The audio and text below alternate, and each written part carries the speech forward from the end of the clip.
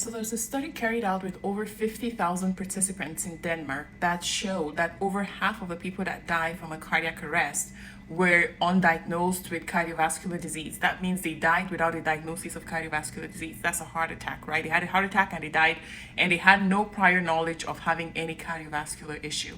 That is where the importance of primary care and screenings come in place.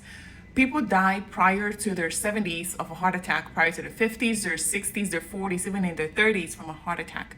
Most people do not go to a primary care provider before they're 30, even before they're 40. Sometimes it's a medical problem that will take you to a hospital, and then they'll tell you to follow up with a PCP. That's most people's first encounter with primary care. However, primary care should become routine for everybody. Primary care is they're doing screenings when you're not sick, right? That way, if anything deviates from the ordinary or from normal, they can actually target the problem and treat it.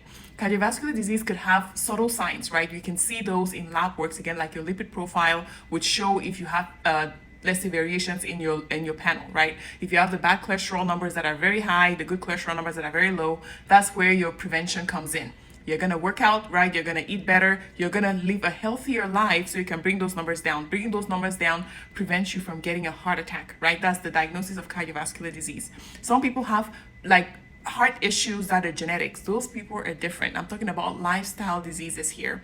Again, you don't want to be caught on the bad side of health, right? To where you're having a heart attack and you didn't even know that you had bad cholesterol elevations to begin with. Primary prevention screenings are very important. There's no age limit to it. Once you're over the pediatric limit, you're over the age of 18, 21 for women, you start doing your pap smears, and moving on, you should visit a primary care provider at least once a year for your screenings, right? All right.